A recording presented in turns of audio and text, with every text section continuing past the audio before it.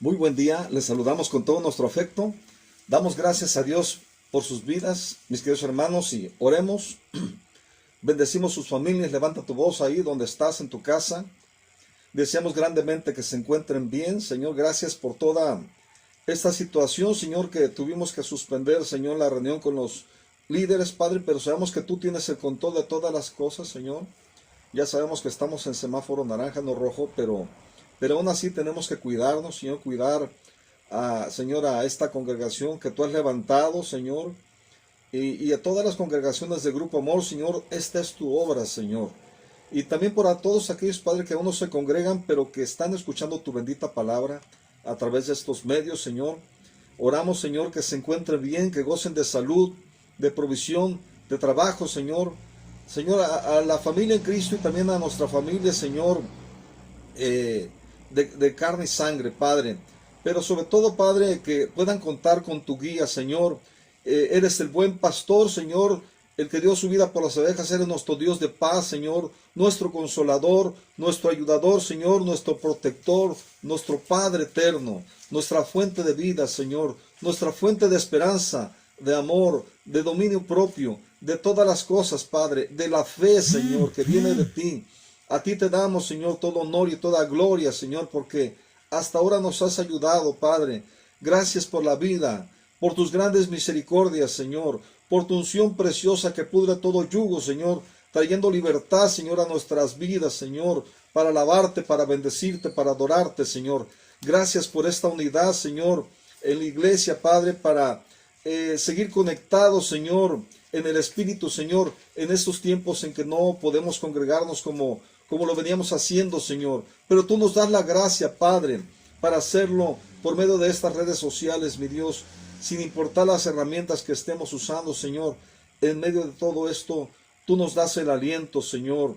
Tú nos das el ánimo, nos infundes esperanza, Señor. Alimentas y nutres nuestra fe, Señor, y la fe de nuestra familia, Señor. Una fe preciosa como el oro, dice tu palabra, Señor, que se refina cada día, Señor. Cuando tú estás y porque tú estás al control de nuestras vidas, Señor, no nos dejas ni nos desamparas, Señor.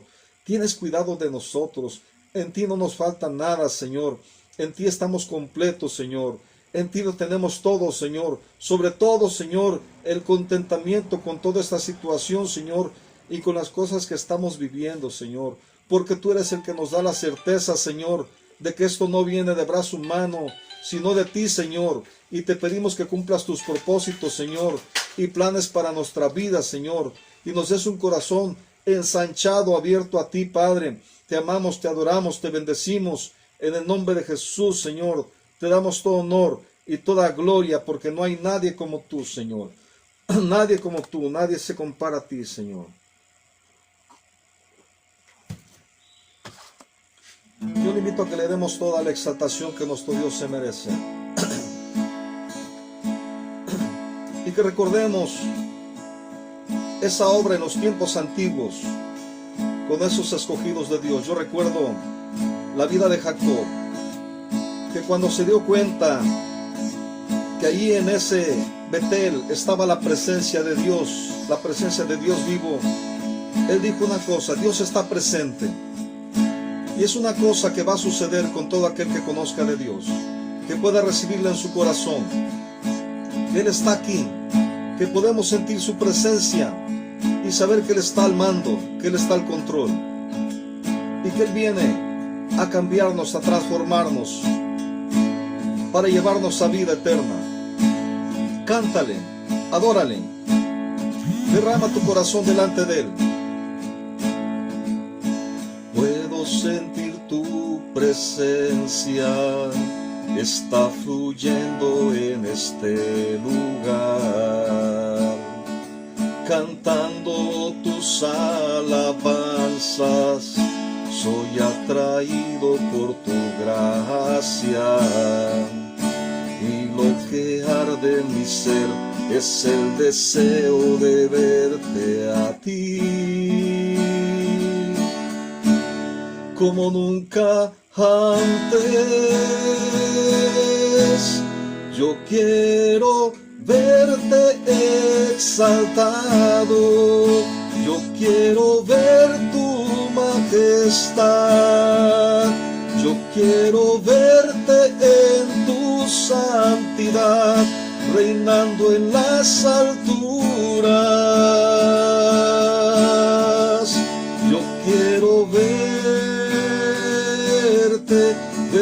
en verdad. Queremos verte, Señor. Puedo sentir tu presencia, está fluyendo en este lugar, cantando tus alabanzas. Soy atraído por tu gracia, y lo que arde en mi ser es el deseo de verte a ti,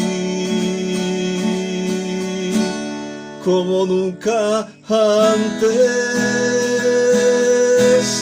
Yo quiero verte exaltado, yo quiero ver tu majestad, yo quiero verte en tu santidad, reinando en las alturas.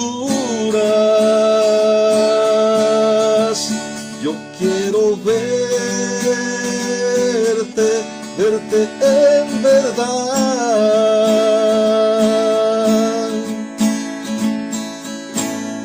Yo quiero verte exaltado, yo quiero ver tu majestad, yo quiero verte en tu santidad, reinando en las alturas.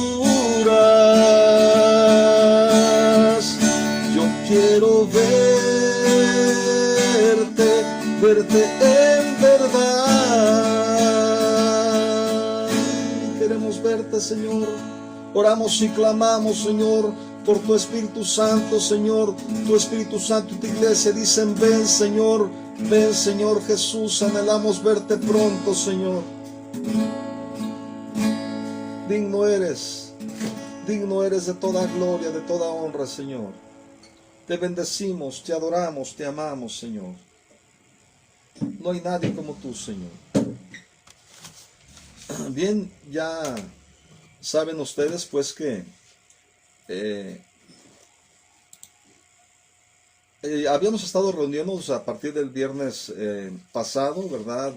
Antepasado de la semana pasada, con los siervos de los que servimos, ¿verdad? Los servidores de Grupo Amor Oriente, y todas las iglesias se habían reunido, pero llegó un aviso, ¿verdad? Y que se difundió a través de nuestro pastor Nahum, de que venía rojo ya.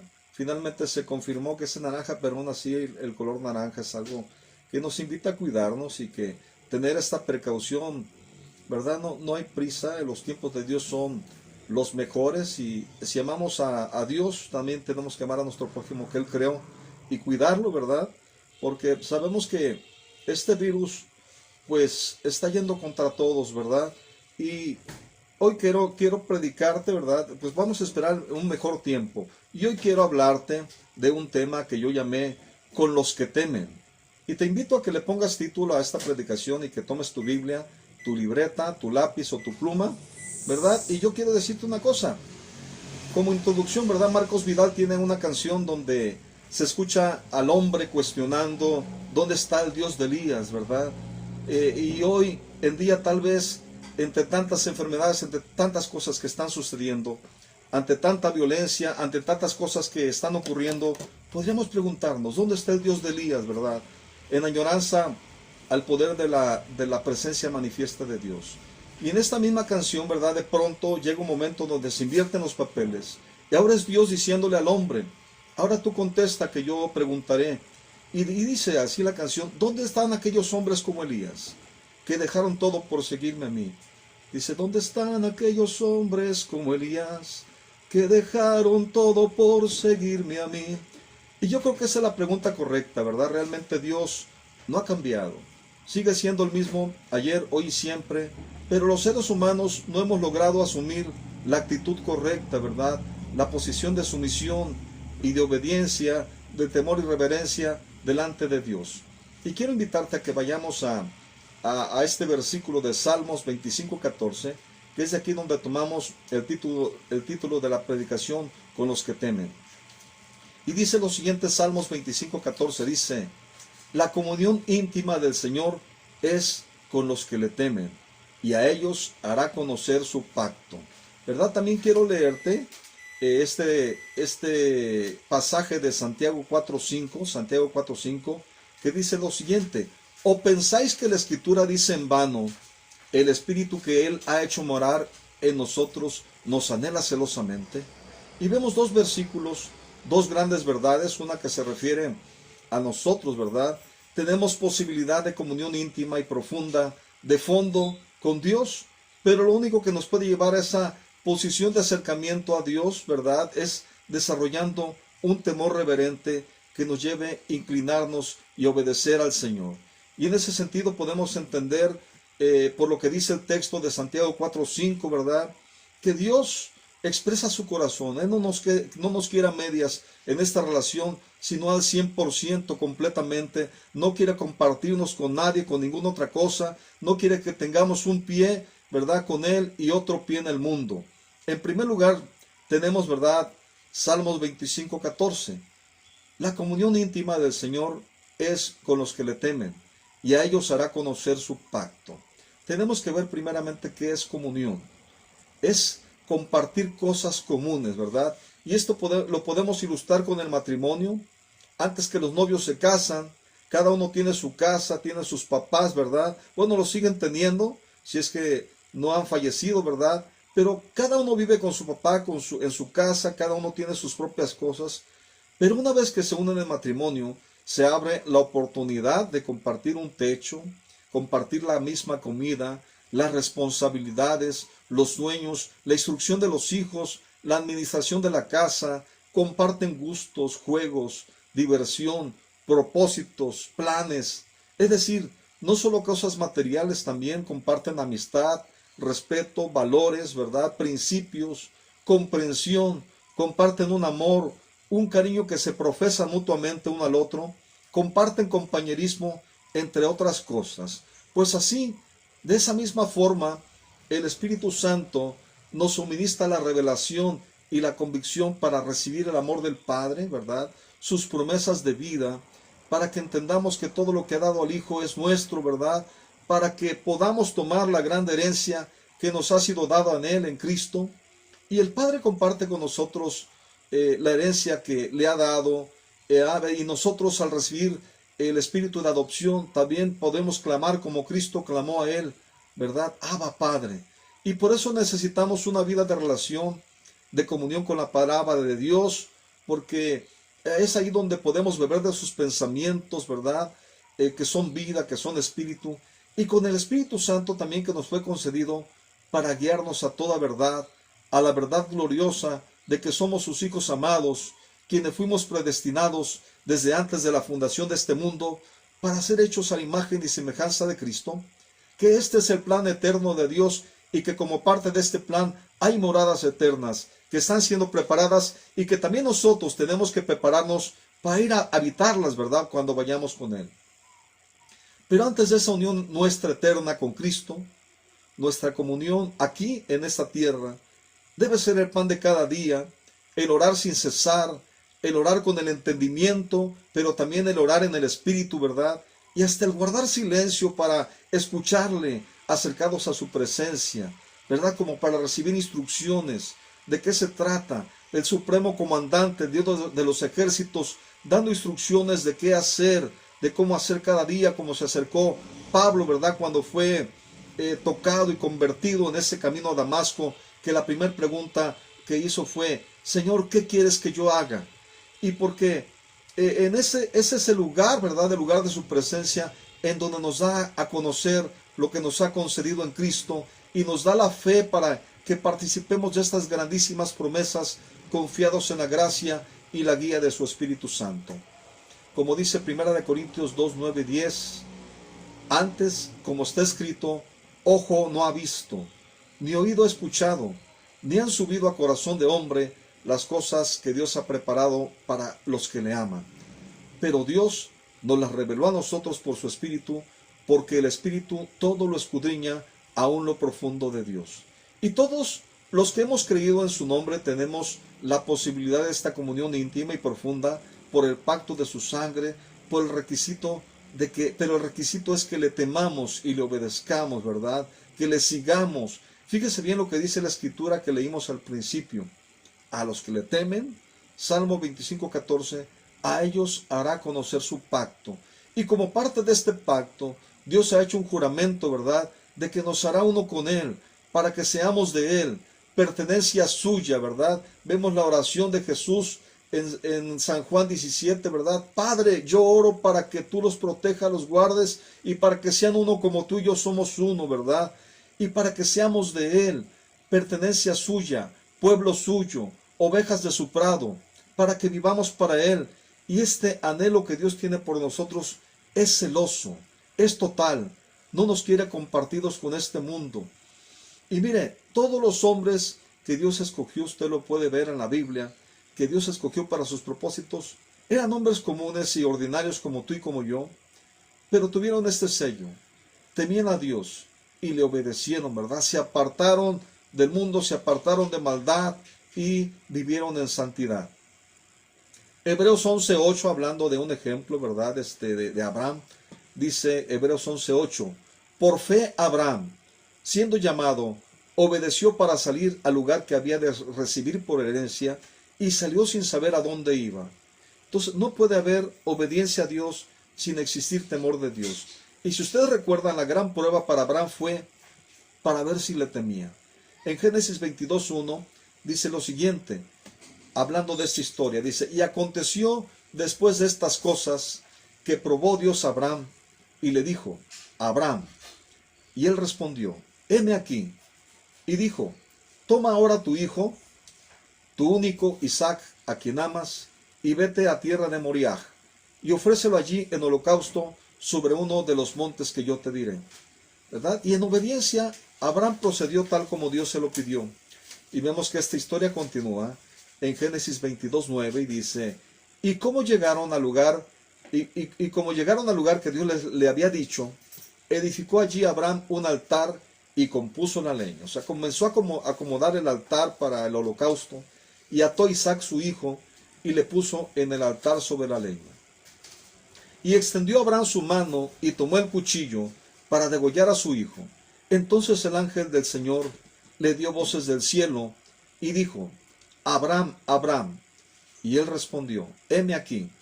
Y dijo, no extiendas tu mano sobre el muchacho, ni le hagas nada, que ya conozco que temes a Dios, pues que no me rehusaste tu hijo, tu único. Fíjese bien, era una forma como Dios estaba confirmando que Abraham le temía, le obedecía, ¿verdad?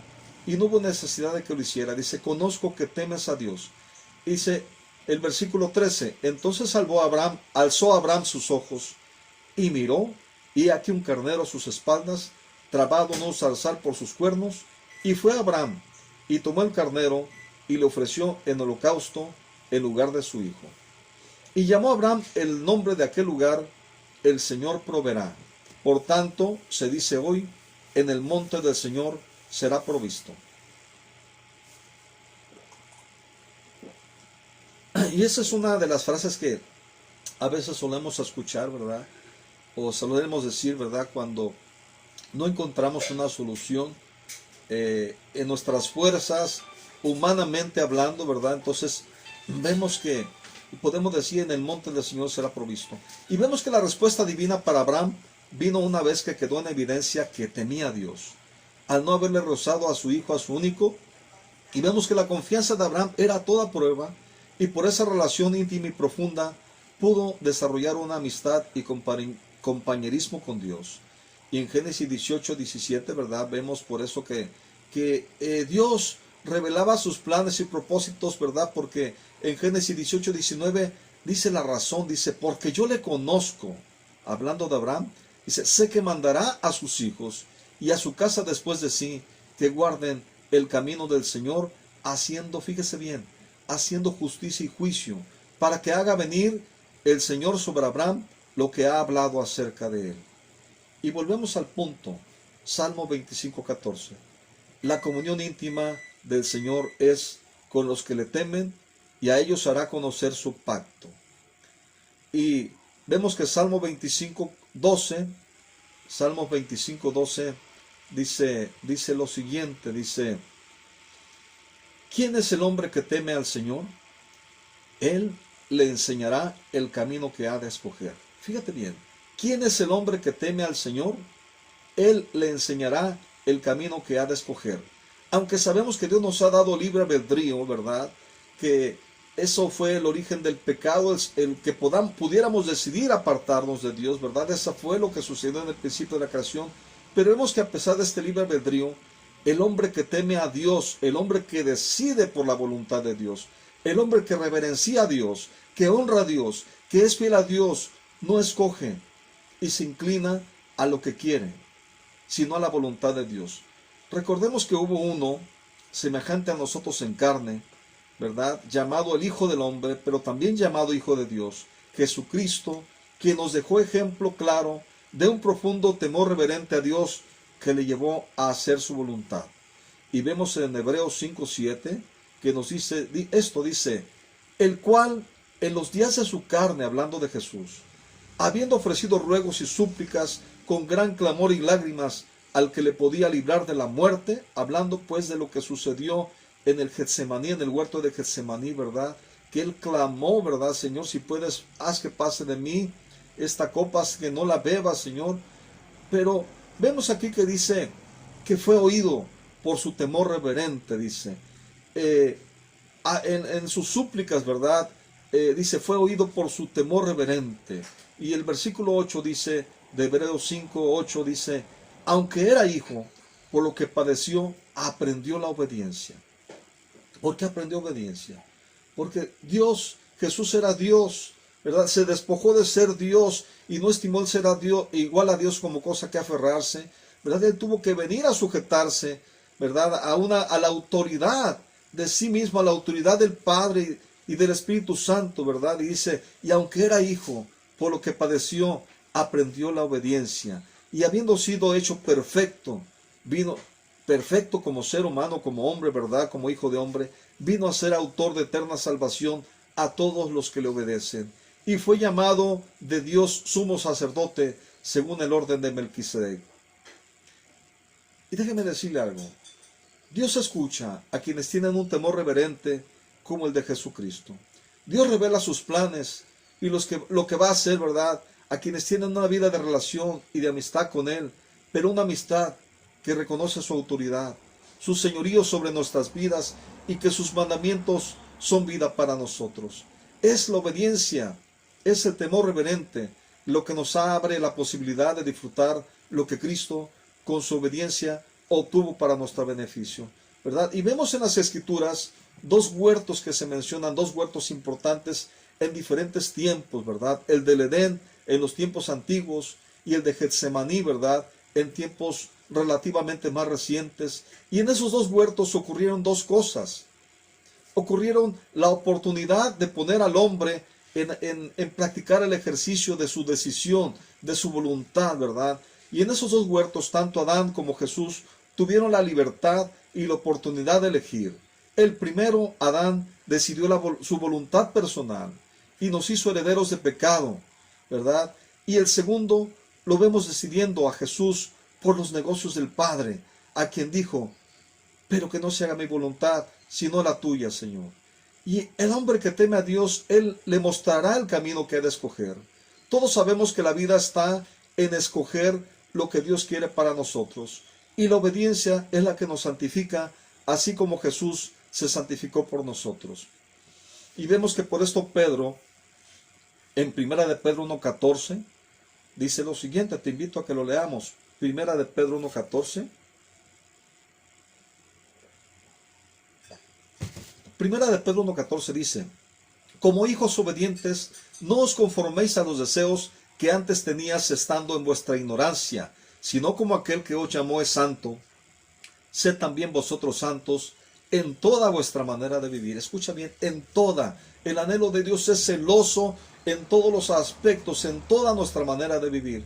Porque escrito está, dice el versículo 16, sed santos, porque yo soy santo. Y si invocáis por Padre aquel que sin acepción de personas juzga según la obra de cada uno, conducíos en temor todo el tiempo de vuestra peregrinación. Nuestra peregrinación es en esta tierra, de aquí hasta que el Señor quiera que partamos con Él, sea en este tiempo o sea en el tiempo futuro que Él venga sobre sus nubes en el cielo, con voz de trompeta, ¿verdad? Acompañado de sus ángeles, ¿verdad? En el cielo. Y ahora podemos entender, ¿verdad? Que en todo ese tiempo de nuestra peregrinación tenemos que caminar y conducirnos en temor, en reverencia a Dios, en obediencia completa.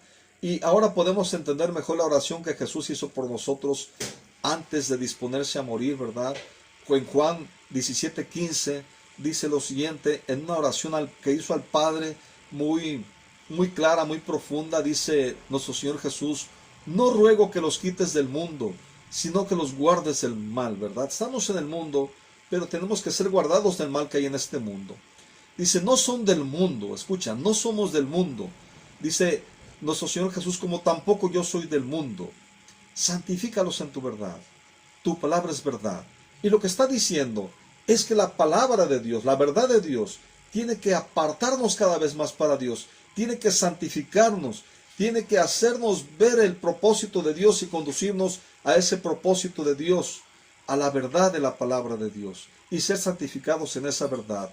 Y luego dice el versículo 18, como tú me enviaste al mundo, así yo los he enviado al mundo, y por ellos yo me santifico a mí mismo, para que también ellos sean santificados en la verdad. Y escucha bien, la obediencia y el temor de Dios y el ser santificado nos llevará a ser uno en Él y uno con Él. Y Juan 17:20 sigue clamando Jesús por nosotros al Padre, dice, y no ruego solamente por estos, sino también por los que han de creer en mí por la palabra de ellos. Está creyendo que todos aquellos que creemos vamos a proclamar sus buenas noticias a otros para que puedan creer también la palabra de Jesús, de que Él es nuestro Mesías y es nuestra fuente de provisión para vida eterna. Y luego dice el versículo 21, para que todos sean uno, sigue clamando nuestro Señor Jesús, como tú, oh Padre, en mí y yo en ti, que también ellos sean uno en nosotros, para que el mundo crea que tú me enviaste. Y la gloria que me diste, yo les he dado, para que sean uno como nosotros somos uno. Mis queridos hermanos, de la gloria que Jesús recibió del Padre, de esa misma gloria tenemos tú y yo, para que no digamos que no podemos, porque todas las cosas a que Dios nos llama es porque Él nos ha dado la provisión y nos capacita y nos habilita por medio de su Espíritu Santo para conducirnos y apropiarnos de estas verdades para nuestra vida. Y mira, la iglesia de hoy, al igual que los tiempos apostólicos, necesitamos ser edificados en el temor de Dios, y ello implica despojarnos de nuestra vana manera de pensar, revestirnos de la mente de Cristo, del pensar iluminado de la voluntad de Dios por el Espíritu y la palabra, para ser renovados en el espíritu de nuestro entendimiento. De aquí la invitación del apóstol Pablo a los Corintios, ¿verdad? En 2 Corintios 7:1, que dice, así que amados, puesto que tenemos tales promesas, limpiémonos de toda contaminación de carne y de espíritu, perfeccionando la santidad en el temor de Dios. ¿Verdad? Por eso recordamos que Dios declaró conocer a Abraham, porque Abraham creyó a Dios e hizo lo que le mandó, ¿verdad? Se limpió de la contaminación de las cosas que le impedían ir a creer al propósito de Dios, hasta que luchó en esperanza contra esperanza, pero finalmente descansó en esperanza de Dios, en lo que Él había dicho. Y el hecho de salir de su casa sin saber a dónde iba, ¿verdad? Trajo palabras de aprobación de Dios para él. Génesis 18:19, aunque ya lo dijimos, vamos a repetirlo, dice, son palabras de Dios para Abraham. Porque yo lo conozco. Sé que mandará a sus hijos y a su casa después de sí, que guarden el camino del Señor, haciendo justicia y juicio, para que haga venir el Señor sobre Abraham lo que ha hablado acerca de él. Dios conoció a Abraham en la misma forma que Jesús dijo que nos conocería, ¿verdad? Él dijo, por sus frutos los conoceréis. Dios nos conoce por nuestros frutos de justicia, por nuestra obediencia, es decir, por caminar conforme a sus juicios, ¿verdad? Por nuestro temor de Dios. Y de esa manera nos recibirá o nos dirá, apártense, no los conozco, hacedores de maldad, ¿verdad? Para Dios, más que las cosas que hacemos, le importa para quién hacemos las cosas, para quién vivimos, de quién somos y a quién dedicamos nuestra adoración. Recuerda que Él es el Señor de la obra, quien es digno de toda nuestra adoración, de toda nuestra confianza. Él quiere que confiemos en Él, que le entreguemos nuestra vida, que le entreguemos a nuestros hijos, que le entreguemos nuestro trabajo, nuestra familia, que le entregues a tu esposa, a tu esposo, tu ministerio, ¿verdad? Tus dones, tus talentos para su servicio, para agradar y ser provechoso para el reino al que Él y nadie más, ¿verdad?, nos ha permitido entrar por medio de Jesucristo. Y escucha, Dios escucha a quienes tienen un temor reverente como el de nuestro Señor Jesucristo y les da a conocer su pacto, y con el pacto tanto las promesas como los mandamientos que son vida para cada uno de nosotros, cosa que ojo no vio, que oído no escuchó, ni han bajado a corazón de hombre, son las que Dios ha preparado para los que le aman. Y por eso recordamos, ¿verdad?, lo que dice Santiago 4:5 que leímos también al principio. ¿O pensáis que la Escritura dice en vano, el Espíritu que Él ha hecho morar en nosotros nos anhela celosamente? ¿Verdad? Y luego sigue diciendo, bueno, vamos a leer desde Santiago 4:4, dice, oh almas adúlteras, porque la condición del ser humano es que podemos adulterar, como ya lo hicimos con el pecado, ¿verdad?, que fue adulterar, el irnos tras otros dioses, ¿verdad? Y dice aquí, ¿no sabéis que la amistad del mundo es enemistad contra Dios? Cualquiera pues que quiera ser amigo del mundo se constituye enemigo de Dios. Y no es que no podamos tener amigos, está hablando de todo aquello que es la maldad del mundo, ¿verdad? Todo lo que se quiere hacer entre los amigos, que no es la voluntad de Dios. Por eso en una plática pasada hablábamos de que puede haber amigos que pueden ayudarnos a ir a los propósitos de Dios, y puede haber amigos que pueden estorbarnos para ir a los propósitos de Dios. Y sigue diciendo en Santiago 4:5, ¿o pensáis que la Escritura dice en vano, el Espíritu que Él ha hecho morar en nosotros nos anhela celosamente? Y luego dice, pero Él da mayor gracia. O sea, no solamente un requerimiento con celo de Dios, Él da la gracia. Dice, pero Él da mayor gracia. Por esto dice, Dios resiste a los soberbios y da gracia a los humildes. Los que pueden temer a Dios, ¿verdad?, pueden someterse a Él, ser a Dios, ser humildes y someterse a Dios. Y por eso dice aquí, en Santiago 4:7, sométete pues a Dios. Resista al diablo, huirá de ustedes. Acérquense a Dios y Él se acercará a ustedes. Pecadores, limpien las manos, y ustedes de doble ánimo, purifiquen sus corazones. No quiere que estemos entre dos aguas, entre dos ánimos, ¿verdad? Que purifiquemos nuestros corazones para ser santificados en la verdad de Dios para nuestra vida.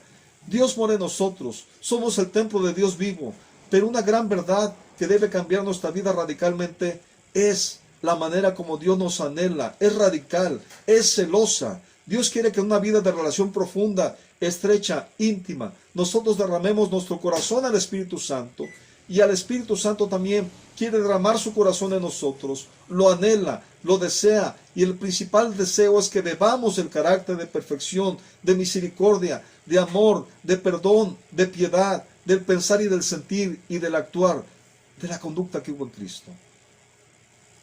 ¿O creen que la Escritura dice en vano, Dios anhela celosamente al Espíritu que hizo morar en nosotros?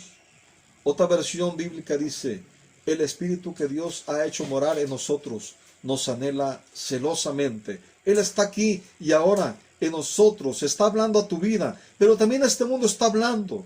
Tu decisión es que puedas estar o tomar la decisión como en el huerto del Edén, o que puedas tomar la decisión del cual nuestro Señor Jesús nos dejó ejemplo, que hizo en el huerto de Getsemaní, ¿verdad? Y decir, Señor, no se haga mi voluntad, sino la tuya. A veces humanamente podemos querer algo, pero lo más importante de todo es que podamos caer en esta cuenta.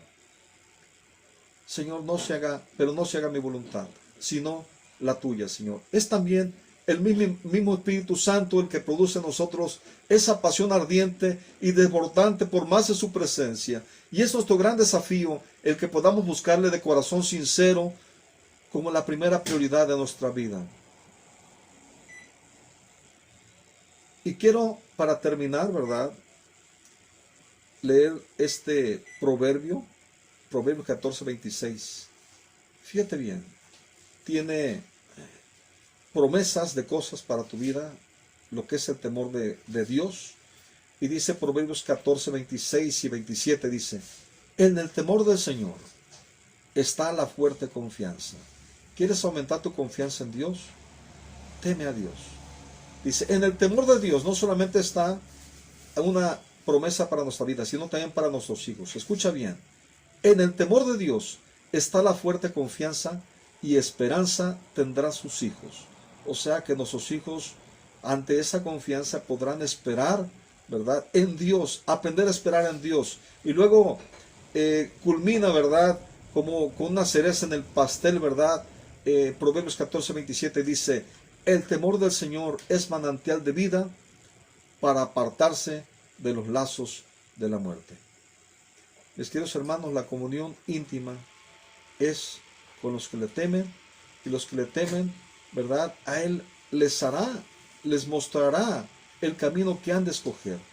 Y vemos esto que nos invita a que nosotros podamos cada día vivir una vida conforme a lo que Jesús nos enseñó, ¿verdad? Que podamos aprender a decirle, Señor, pues humanamente hablando, esto es lo que yo deseo, pero Señor, no se haga mi voluntad, sino la tuya. Oremos, Padre, gracias por esta palabra que tú nos das.